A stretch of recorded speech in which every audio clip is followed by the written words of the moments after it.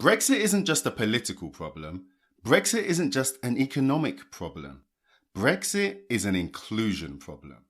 I'm Dr. Jonathan. I empower leaders to create inclusive organizations, and I'm on a mission to help a million leaders like you to make your organization inclusive. Get your pen and paper ready because I'm going to give you 3 reasons why Brexit is an inclusion problem.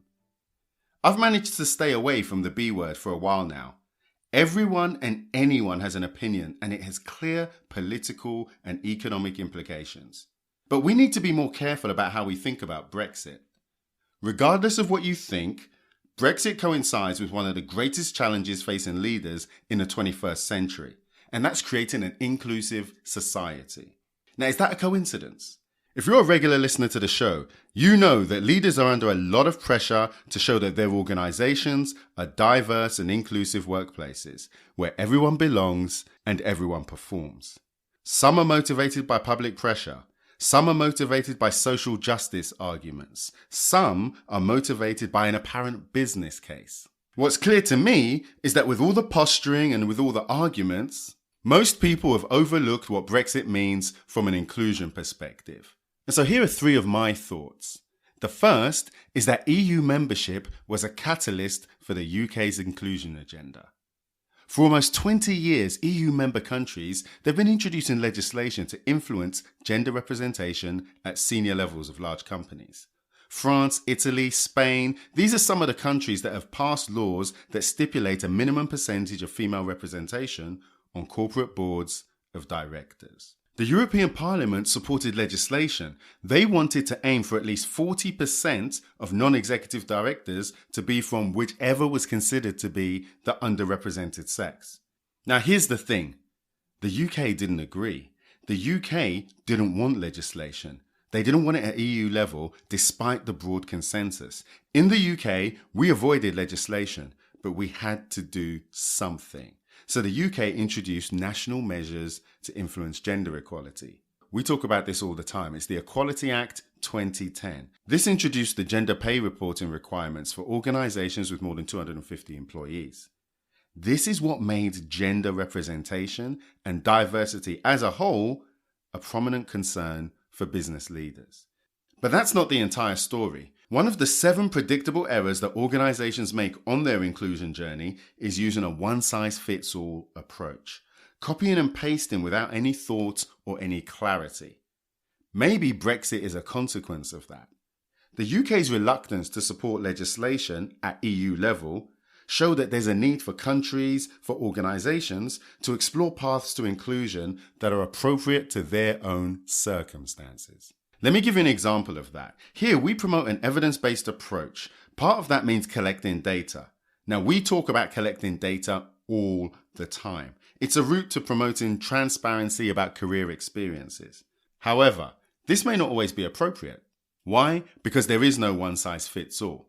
If we look at France, collecting data on individual ethnicity or race is illegal. This reflects a founding principle of the French Republic, which is that citizens should be free from distinction of class, race, or religion, and are therefore equal. Can you see the issues that would create? Not only that, if everybody's equal, why are we talking about diversity? That's a whole different show. The French approach to data is also informed by a very specific historical context. In particular, the historical collaboration with Nazis during the Second World War, where Jews were identified and were sent to their deaths. All of this is relevant to say that there is no one-size-fits-all. It's not useful. Some people would argue that Brexit suggests that a bespoke approach, a more tailored approach, is more likely to lead to engagement. The next thought is about rights and privileges. Brexit has revealed that what we thought were inalienable rights were actually privileges that can be removed by the state. Freedom of movement and freedom of residence of citizens in the EU, this was established by the Treaty of Maastricht in 1992. It's the cornerstone of EU citizenship. EU citizens are entitled to look for a job in another EU country, work there without needing a work permit, stay there even if employment has finished. European citizens born outside of the UK are realising that their right to enjoy equal treatment with British nationals is conditional. It's been revealed to be a privilege that Brexit can take away. People who have privilege are never really happy when it's threatened, and this is proving to be devastating for people. I find that privilege is a word that's used liberally. It's used liberally by diversity and inclusion practitioners, often without explanation or context. I use it here to highlight the unearned benefits that some individuals have in society compared to others. The most common examples you'll hear are male privilege or white privilege, which are often used to explain differences in the lived experiences of men and women, or the white majority and ethnic minorities. Now, privilege is relative, it's never stable, and Brexit has introduced the instability and insecurity associated with a lack of privilege to a wider audience. Sooner or later, we're all in a position of relative privilege. What do we do with that? What do we do when we gain privilege? What do we do when we lose it? Continuing on that theme of a wider audience, the third and final thought is about Brexit and ethnic minorities. Brexit challenges the conventional idea about who is and who isn't an ethnic minority. A lot of white Europeans who thought they were part of the majority, they're realizing that Brexit has made them part of a minority. I know Greeks, Italians and French people living in London who feel that they're not wanted in the UK. You see this a lot in the media. They feel isolated and marginalized. They don't feel like they belong or that they're welcome here. I've interviewed people who thought that they were part of the in-group. They thought they were part of the mainstream. They thought that they were part of the white majority. Remember my point about privilege?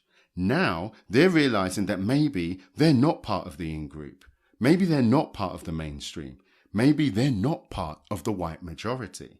They're actually realizing that they may be an ethnic minority. Isolation, marginalization, feeling like they don't belong or they're not welcome. These are all well-documented experiences of so-called ethnic minority groups. The term BAME or BAME stands for Black, Asian, and Minority Ethnic. It's often used as a euphemism to describe people who aren't white. It's similar to political blackness. It intends to identify individuals who aren't part of the majority. Now, this is more than numbers. It's also related to power and status in society. Brexit means we need to reconsider the popular use of these terms. In 2020, a lot of companies are going to be telling you that they're concerned with the BAME piece. Even that language tells you a lot, right? But we've had a race disparity audit in 2017. And the pending ethnicity pay reporting, it's all putting a lot of pressure on understanding what BAME looks like in the workplace. Organizations are concerned with the recruitment and the retention of BAME employees. Now, normally, this is often taken to mean black or brown people. However, Brexit may have changed that. What do you think that's going to mean? So let's wrap this up. Brexit is an inclusion problem because 1. EU membership was a catalyst for the UK's inclusion agenda. 2. Brexit revealed that some citizenship rights are actually just privileges. And 3. Brexit challenges conventional ideas about who is and who isn't an ethnic minority. So what do you think? Which of these matters to you the most? If you want to continue the conversation, join our LinkedIn group, the Element of Inclusion Community. If you've learned something from today's show, share it with one other person that you think would benefit and give us a 5-star review. Thanks for listening, and I'll see you in the next episode.